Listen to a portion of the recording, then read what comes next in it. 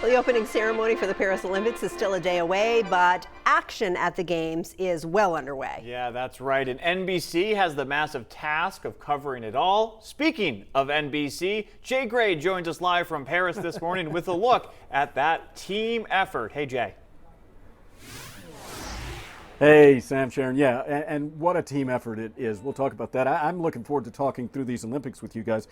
We are going to have so much fun. We'll take a look at Team USA gear, what the athletes are wearing, also the technology, the equipment they're hoping will help them bring home the gold. But you're right. Today we take an inside peek, pull back the curtain on NBC's Olympic team and everything they're doing to make sure you don't miss a second of the action here.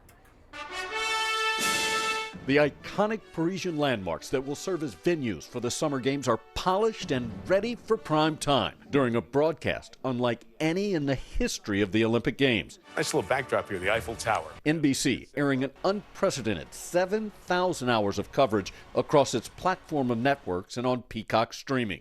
This is the International Broadcast Center. This is NBC's home away from home, our forward operating base here in the Olympic host city. With 1,200 or so employees and 250,000 feet of fiber cables here in Paris, along with countless cameras, monitors, and microphones in place and ready to bring you all of the action. Rahimi scores!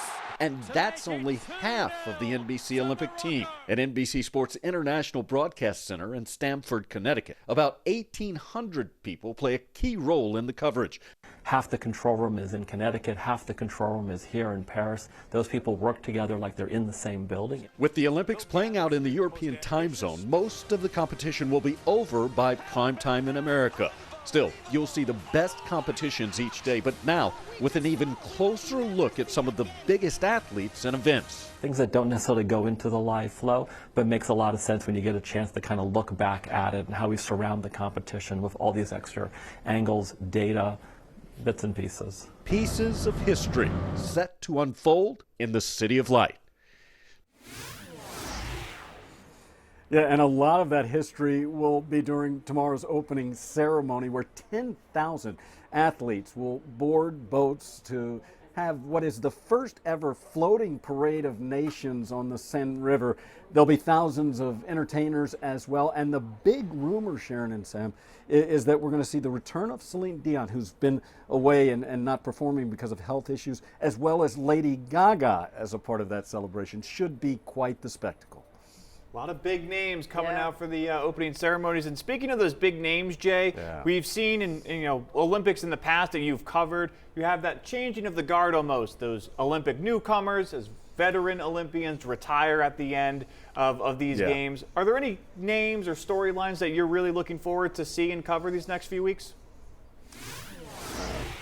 You know, I'm a big fan of Katie Ledecky, and so I'm anxious to see her continue her dominance and greatness as perhaps the greatest woman swimmer ever to represent the U.S.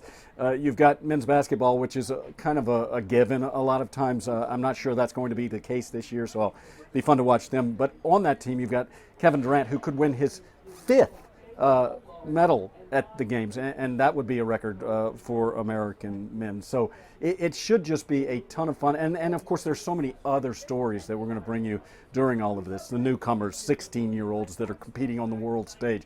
It's just going to be fascinating to see. Good stuff. Yeah. Thank you. That's going to be great. Thanks, Jay. We'll talk to you more in the coming weeks. A lot more.